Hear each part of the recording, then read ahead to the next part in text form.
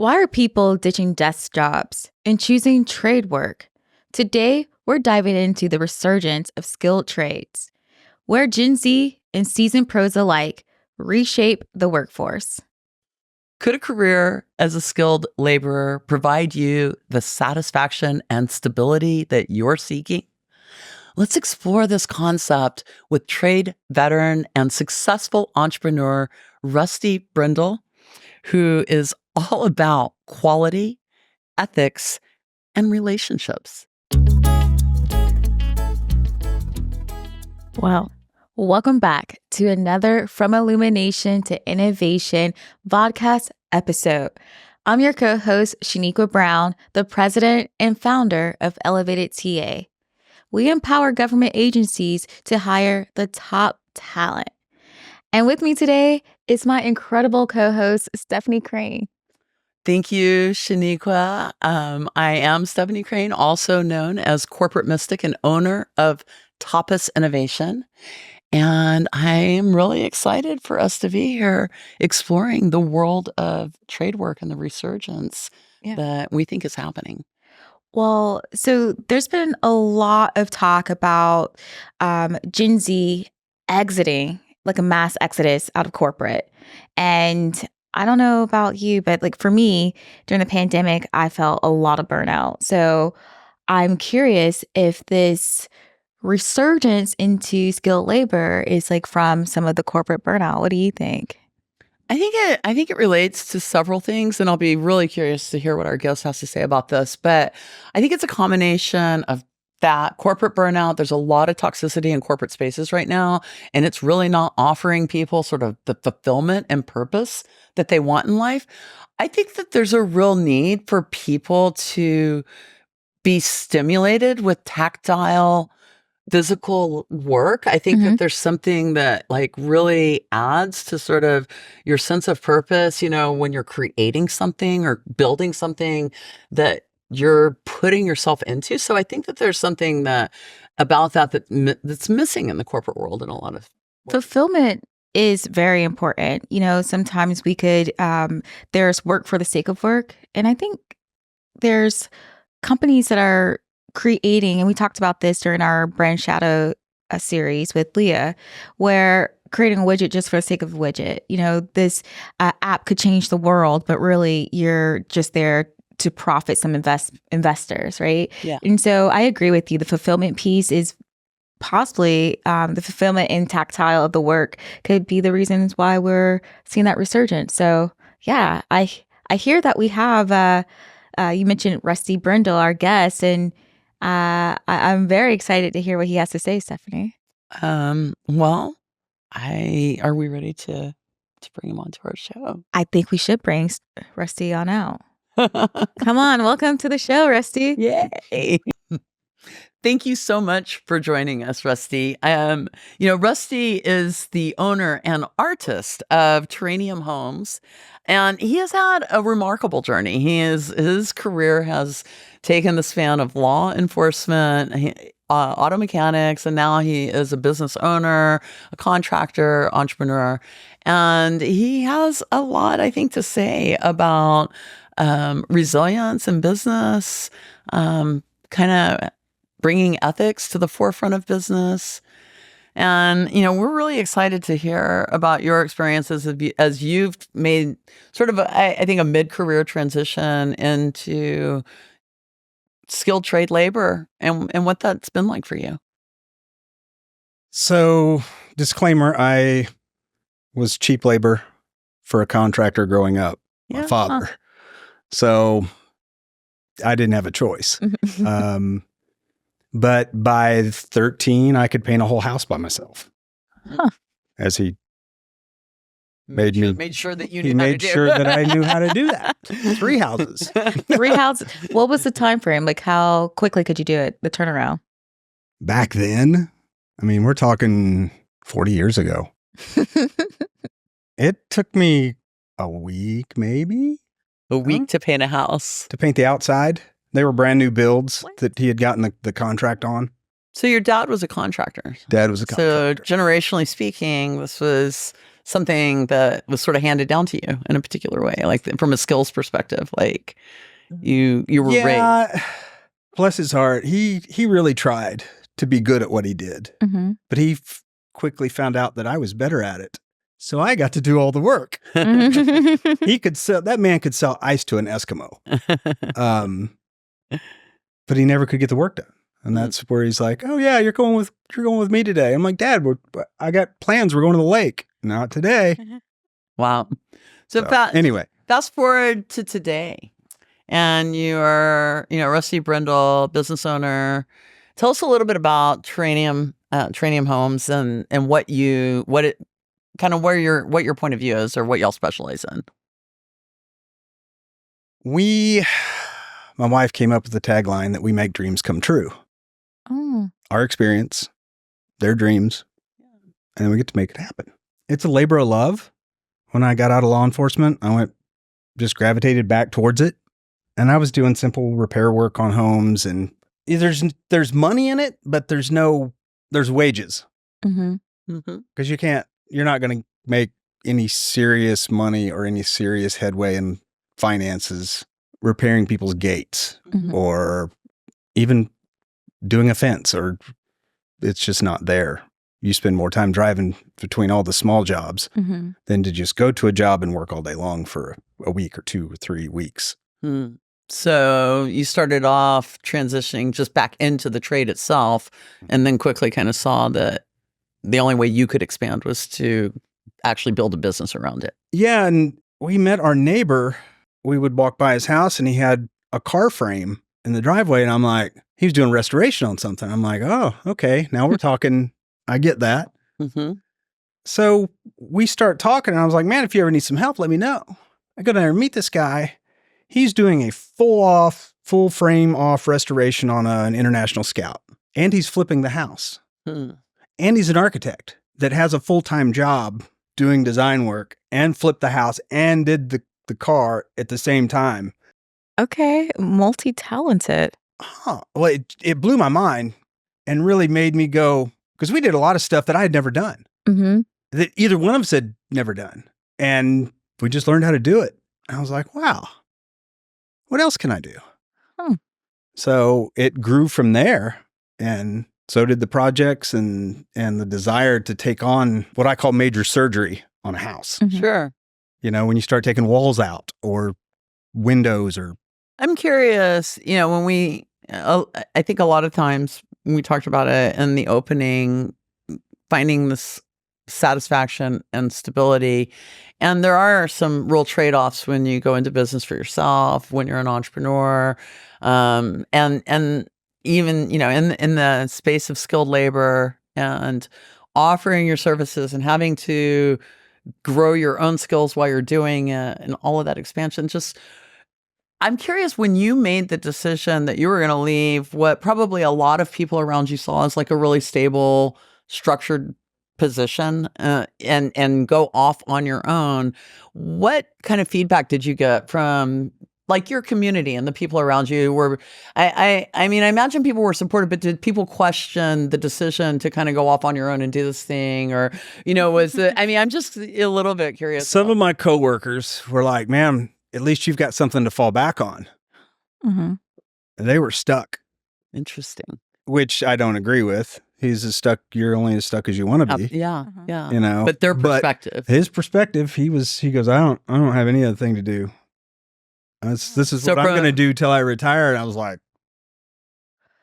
So you had to go ahead. I was going to ask, what was the impetus, that moment were you in law enforcement when you made the transition over into? So what was the moment where you decided to unstick yourself in that to become your own business owner? I didn't realize how much the cumulative stress had taken its toll.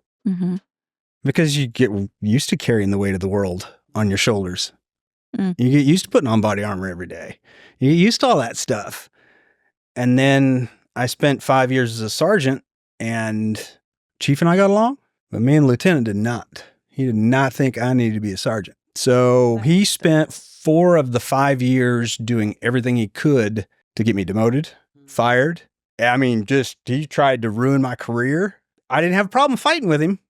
I've fought all my life, right? So I fight. And then one day my wife said, I said something about fighting whatever else he had put on paper to get me in trouble. She goes, so what are you going to do? I was like, I'm going to fight his ass. That's it. I'm not backing down. And she goes, maybe that's what's got you into so much trouble with him, is that you always fight. And I took a deep breath and I was like, but the cumulative stress, I wasn't sleeping.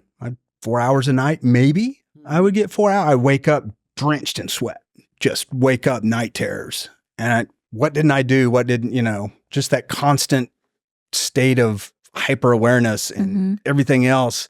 I started having headaches. Have you probably thunderclap migraines? Yeah, I have. It really sounds like it was almost like a life or death choice for you, like your health and your stress level. The way my therapist described it was, you spent 5 years in fight or flight. And that 100% takes a toll on your adrenal glands. He told me all that. What was the transition then like for you? So you make the decision, you're going to move on. How did that feel? How did it feel to make the choice to do the next thing? It was hard. I'm sure it was. I had child support.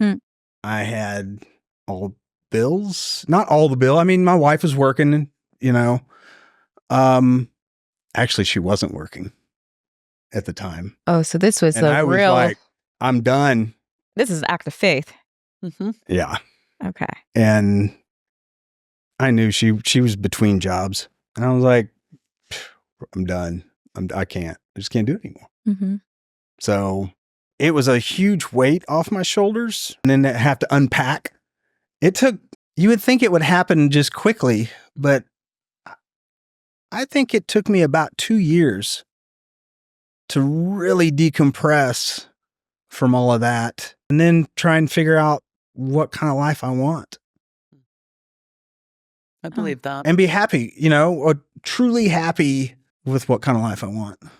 Rusty, what you're saying is just landing on me, and I'm pretty sure many of our other viewers, because right now, especially in the tech landscape, there's so many people like going through like hard times, whether it's like layoffs from their employer after buying a home and starting a family, right? And now what? Like, what would you say to, that person out there that's like in a situation where they have to like bet on themselves in their next move?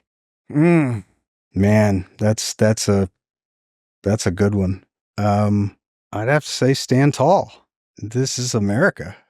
You want to go do something? This is the place to do it. I mean, it's interesting when I was doing research for this, and there's a study that was put out recently, and it was talking about the resurgence of trade work in America. And specifically, I think I love how we're always like either blaming or completely like saddling generations with like either saving or ruining the world. But apparently Gen Z is going to save the entire trade industry for us. But one of the numbers that put out there was, I think there's like a deficit of like 500,000 people, 500,000 laborers, whether you're talking about plumbers, electricians, builders, like whatever that skilled craft, woodworkers, whatever that skilled craft is. And because so many boomers are retiring that have had those skills, and they weren't able to transfer those skills because we went through kind of a big period of go to college, and don't do these things. And so, that whole apprenticeship sort of. So I'm just sort of curious from your perspective as a contractor, like, do you, and especially kind of playing off of Shaniko's last question about believing in yourself, is like, one, do you see any of this, shifting? Do you see younger people trying to come into trade work? And also a little curious around the apprenticeship piece of it, like, do you mentor or work with people in any way? I have worked with younger people. I don't think they like to work as hard as I do. Mm. I have a problem with finding someone that can do what I do Uh-huh. and on the daily. So Is it like you're looking for like how you and your dad were? Where well, I have 3 kids and I didn't teach any of them. Uh-huh. I did show them some stuff, but I don't know that I want them to fall back on it. I want them to go get an education and get paid for what you know, not what you can do. That is interesting. Because, okay, so what you're saying, there's a stat. I think there's 50% of Gen Zers are leaving corporate, going to skilled labor. And I believe there's about, I can't recall if it's like 42% or 32% of millennials leaving the traditional corporate world and going to skilled labor. And when I talked to some of my millennial friends who have left, they decide to like transition because they want to leave work at work. Like what you know is like getting paid for what you know is like constantly being on the job. Whereas like one of my dear friends who's transitioned into skilled labor says when she clocks out, she gets to clock out. That's actually a really interesting. I mean, that's true. Like up until you promote in a company and you become a supervisor, then maybe they're running different shifts, and then you still have, it's a conscious choice to pull just to unplug when you leave and yeah, but I resonate with that deeply because when I was a marketing leader, I mean, it didn't matter what level of the organization. I was a VP. I never not worked. I worked 24 hours a day, all the time. My brain never shut off, ever. Now there's like all the collaborative tools to communicate excessively. Yeah. So that's true. It is very on. One last question before we take a quick break. So you've been in this space for quite some time. And you did mention that you haven't found anyone that like worked as hard as you from like the younger generations. Like, have you noticed any shifts in the demand for the labor or like the type of people that are entering the skilled trade profession? Well, like the licensed trades, plumbing, electrical, HVAC, stuff like that, it's a pretty, I don't want to say scripted, but there's an apprentice period. There's a journeyman period. There's you have to meet time with the license that you have before you're even eligible to test for the next one. And there are some companies out there that I've seen that do amazing.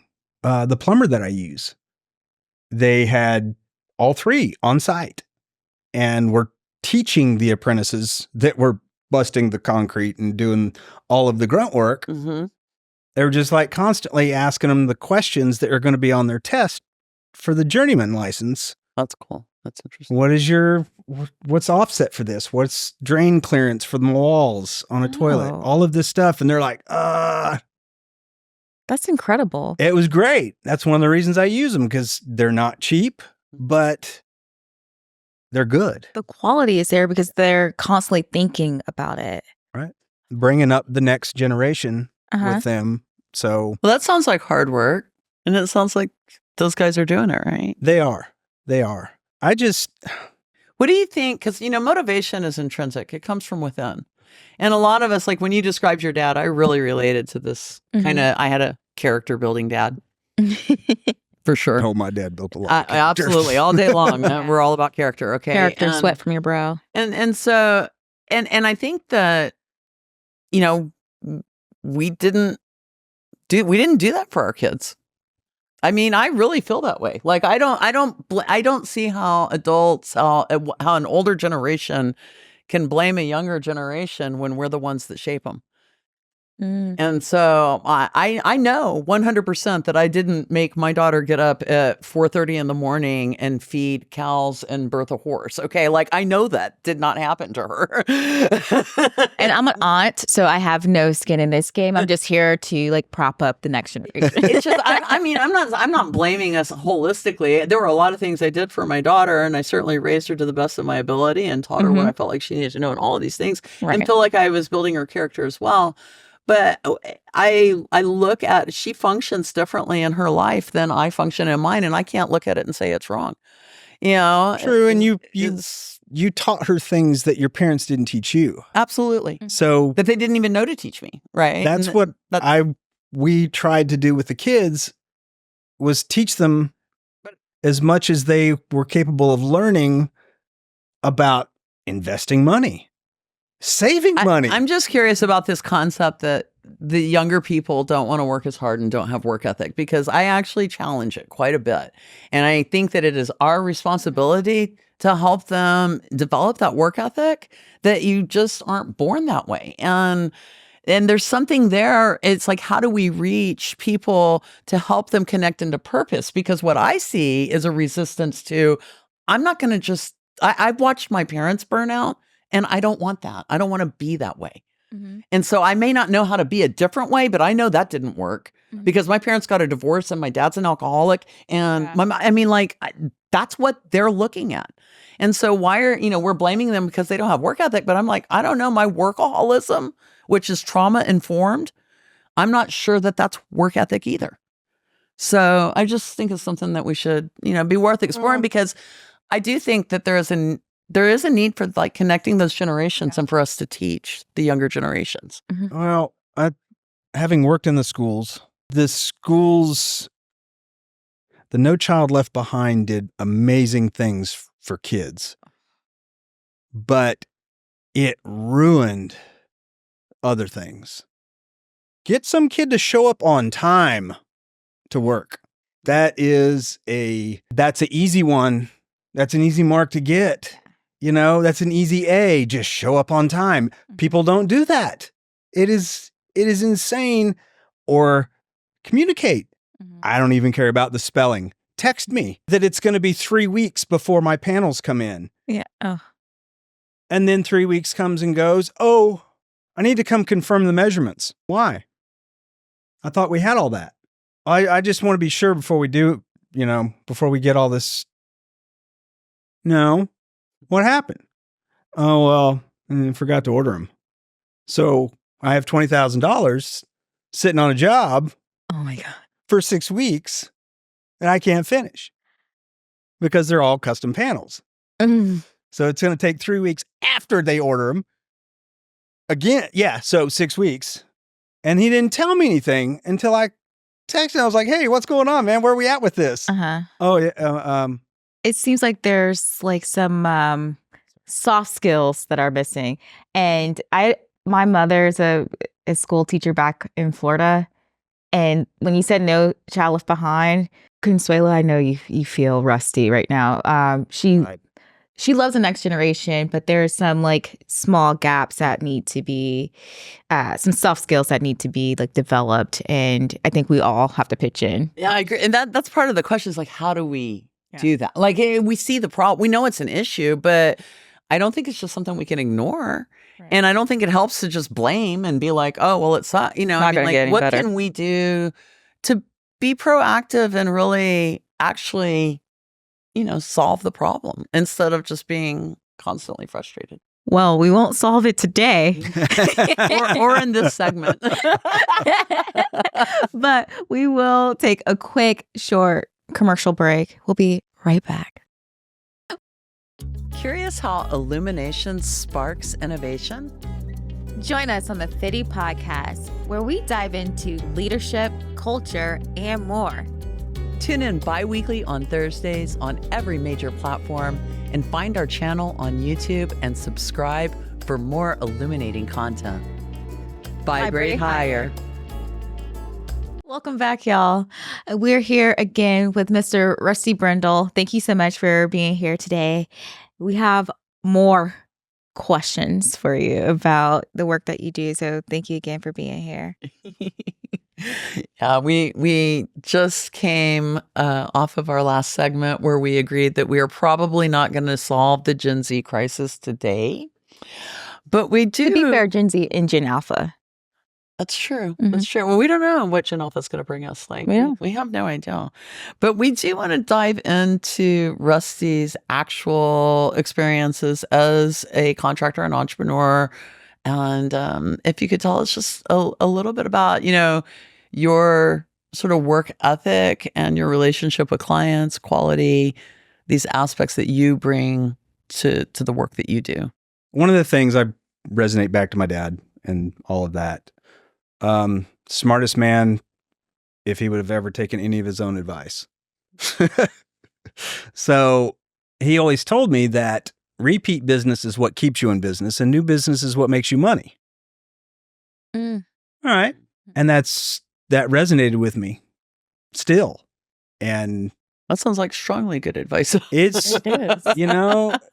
Really insightful. It's, I would do small work for people and not charge them. There's been sometimes people have called me to do something and I'm like, I would be embarrassed if I charged you anything for what I just did. Call me back when you have something serious or, whatever. And I just let it go. No skin off my back. Didn't cost me any money, but they call back.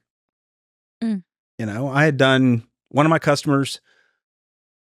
I had done just some small remodel work, enhancements for the house and stuff like that. And then she called me in a panic. My house is flooding during the first snowpocalypse, whatever it was. When the power and the water went out, she packed up her daughter and left. And one of the pipes burst in the attic that fed the second floor bathroom. It came up through the attic and when it split, it hit a stud and just sprayed. When she came home, her ceiling in her bathroom was on the floor. And there was 4 inches of water. Oh, bless her. She said when she drove up, she's like, there's water coming out of the garage. She thought the water softener pipes had busted or something like that. Oh no, she opened the door and it flooded. The water came rushing out of the house. Wow. And that turned into that was about $100,000 worth of work by the time it was all said and done. And I also told her, if you want to upgrade anything, now's the time to do it. Yeah. Insurance is paying for this countertop that you had. And for a little bit extra, we can go granite or something like that. And we did. Her house is beautiful. She's in love with it again. Wow. So having that repeat clientele, I always tell the customers that I'm into long-term relationships. That's it. I'll do whatever. And I haven't done the kitchen I'm working on right now that I'm going to go to when I leave here. I was about 75% done with their kitchen before they even knew how much it was going to cost. Because it was a last minute pivot from doing 2 bathrooms. They got back from vacation and their kitchen flooded. Oh, wow. Which took out the floors, so it was a mess. They went on another vacation and I got started on it and I'm like, I don't even know how much it's going to cost yet. And working with creatives can sometimes be challenging. Really? Tell us more about that. So there was decisions. I was already putting the countertops in and I was still finding out that there was other things that were part of the scope of work I hadn't even been told about yet. Panels being one of them. Yeah, there were several things that and I guess the decisions just hadn't been made as fast as the work was getting done. I'm not sure. Well, like speaking about the difficult customers, right? Like I'm curious because you mentioned long-term relationship is like what you're looking to build. Like, could you tell us a little bit more? How do you know if the client's going to be a good fit versus like when you need to like let them go? How well I get along with them and how well we get along. Cause I'm a talker. My wife tells me all the time, if I go to Home Depot to get a box of screws, I'm going to be gone an hour because I got to talk to everybody. I know most of the people by name, most of the employees by name. I like to talk. And it's a good way to get to know the customer and what's going on with their job and it doesn't take long. You get a sense of where they're at. If they want a quick, cheap repair, I can give them a phone number for somebody that does quick, cheap repairs. It's just not me. I'm not, when people say the word cheap, I'm not your guy. That's just not me. That's just. I'm curious how that plays out with the different contractors that you work with, the different trades that you bring in, and how you form those relationships. That is hard. You have to go through some bad ones. Do you have a vetting process, or is there a way that you approach those relationships, or is it by word of mouth? Like, what's the sort of within your industry? I just hit the microphone. Within your industry, what is sort of normal, or how does it work for you? Having references to me is one of the biggest. I took a kid on, and I knew his sister-in-law really well. I worked with her for years. And she's like, he'll do good work. You might have a problem with attendance. Oh, did I? He would work half a day. The job was in Lakeway, but it was just one of those. Did he do good work when he showed up? The work he did was fantastic. Interesting. But I finally had to fire him. I'll tell you, it's what you say in this, and I'm going to come back to the Gen Z thing for just a moment, because when Gen Z is interviewed, there are two key things that they say really drives what their work ethic is, and that's alignment of values and flexibility. And it seems like the flexibility element is what is really, really causing a lot of stress for, say, Gen X and up.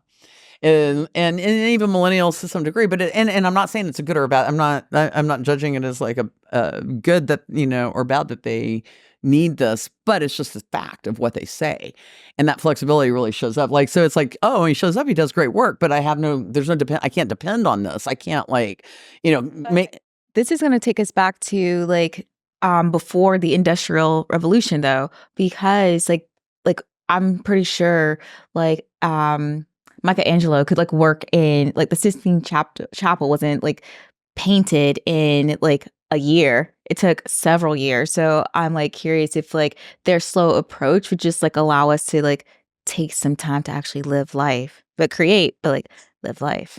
And I'm all about that. I am all about working 3 or 4 hours a day. Yeah. If that's where we're at, or 6 hours a day, that's usually what I work. Yeah. That's part of building that life that you love, right? I usually get up at 4 o'clock in the morning. I will sit and have my coffee, watch the news. Not too much longer, the wife gets up. We have breakfast. We go on dog walk.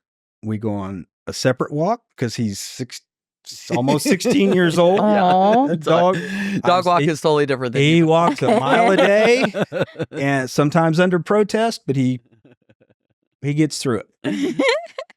But I forgot what I was at. That's okay.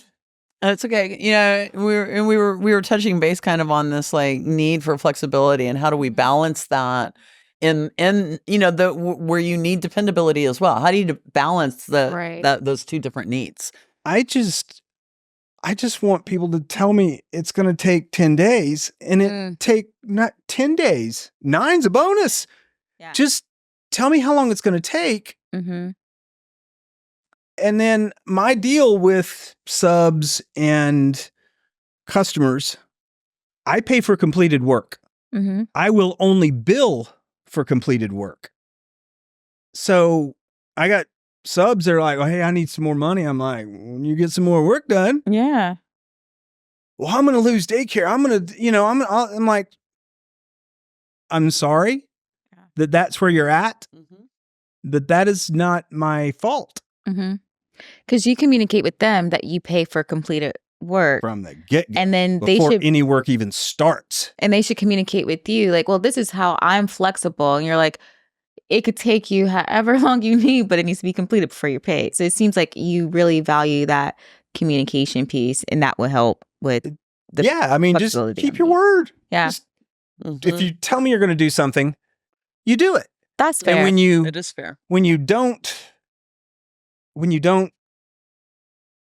come through on your word, it happens. I get it. But constantly, Mhm. then that's a red flag. That's the last job they're going to work for. So I am curious if you were going to give some advice to new people, whether they're youth or whether it's somebody who's actually looking at making a midlife career change. If they're thinking about coming into trade work, what would you direct or guide them with first? Like where should their head be in that process? I know where it shouldn't be. Where shouldn't it Oh, be? let's start I there. love Should that. not be starving for oxygen. Yeah. Fair Um, enough. no, I think to me, it boils down to just basic human treating people like humans, and be honest. If you say you're going to do something, do it. If you screw up, there's a lot of people that are like, oh, don't ever don't ever tell you that you screwed up, because then you're liable. And it's like, you think that people don't know that you're the one that screwed this up? Yeah. Come on. Then you look bad for not owning it. It's like, and the customers, if I screw something up or something breaks, hey, this is what happened. I'm gonna fix it. Mm-hmm. No cost. Don't worry, Yeah. but I just want you to know this happened. And then it's a non-issue because it gets fixed. Right. So I think the basic advice is just, if you don't know something, ask. Oh. There's a lot of ego in the trades. A lot of ego. And false bravado, and some of these people, especially on social media, it's like, oh, this is you need to talk to this person. They're the best person. They're best in town at this. And I'm like, well, that's a pretty bold statement. Right. How do I tell people that on social media, they're looking for a contractor, and they're like, I need to start next week. And I'm like, whoop, beware. Yeah. They may be ready to start next week, but if their schedule in this economy in Austin, Texas isn't busy, there's a problem. Interesting. That's a flag. They could have had a job cancel. Fine.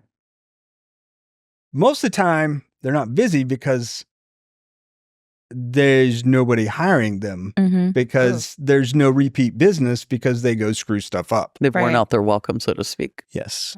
And there's so many customers that they just go through them. Oh, that's terrible. Wow. There are some pages out there, construction blacklist, and full of contractors. There's no licensing to be a general contractor in Texas. Wow. Really? I don't think I knew that. I did not know that. The HVAC, electrical, I knew plumbing, all that. there's all of those, but I didn't realize you didn't have. I didn't. Now I have to talk to you about my house, off of this. Oh my show. God! This will be like, we're gonna have to do a second. I wish. Just based on that statement. What? Talk about burying the lead. I'm sorry, but I hate to be the fun police, but we do have to take a quick break. Well, that was incredibly fascinating. Thank you so much, Rusty. We have so much more to talk about, but before we do, we're gonna start a FITI special, the myth, misconception, and matter of fact segment. I love new segments. What do you have for us, Shaniqua? I'm super curious. My gosh. Okay. So, is working in the trades only a backup plan for those who don't want to or can't afford college? Is that a myth, misconception, or a matter of fact? Rusty. I think it's a misconception. I did not want to go to college. I had trouble going to high school. I went an extra year because I quit.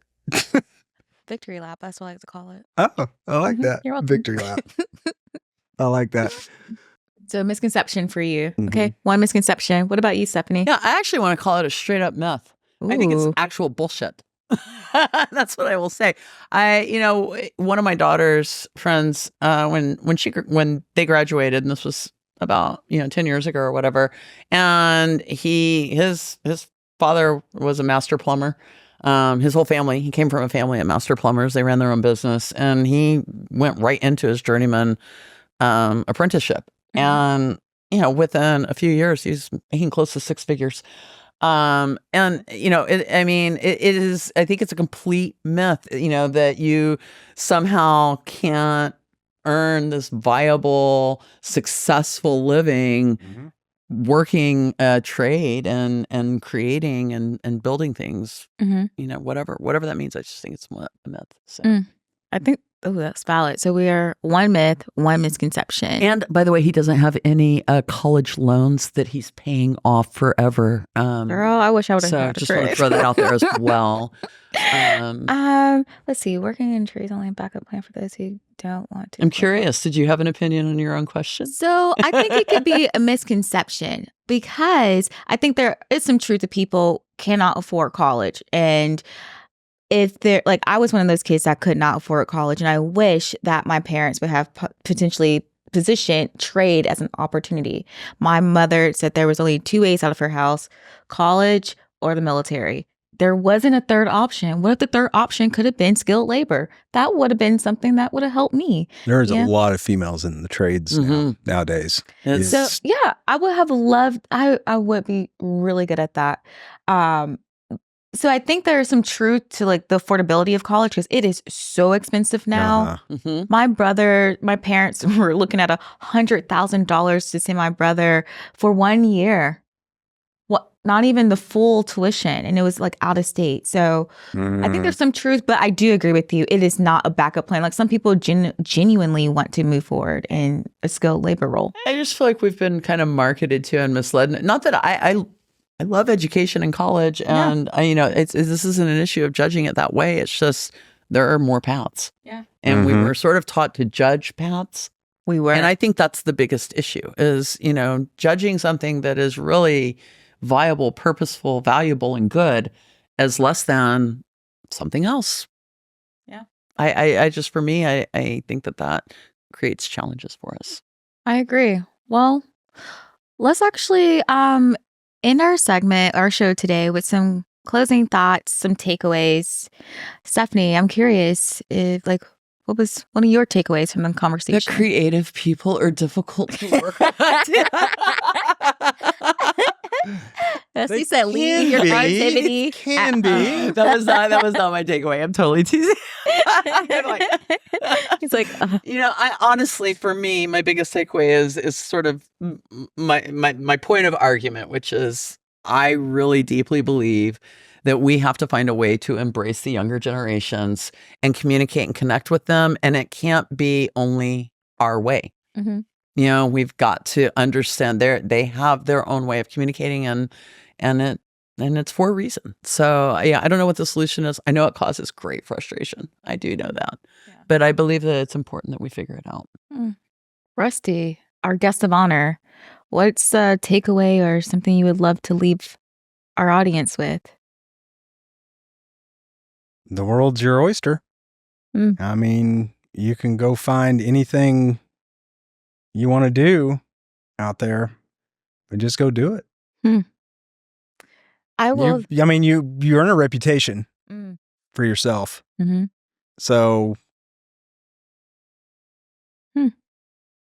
I will say your story, my takeaway here is like the inspiration I felt like reading your bio and like getting a chance to meet you and learn more about your career paths. And my takeaway is like what you said, like you can, like we live in America. If there's something that you want to do, you can go after it. And that was just like the reminder that I needed. And I know that there's like so many other of my like peers and cohorts out there in a millennial class that like you can millennial generation, I'm sorry, you can like continue to like make yourself like Reinvent yourself. Yeah, reinvent your yourself. life. That's it. Reinvent yourself. Like, you know, I could be a recruiter today or a business owner tomorrow, etc. So I found that to be very insightful. So thank you for your story and being here. Thank you so much for being here. It's been fantastic.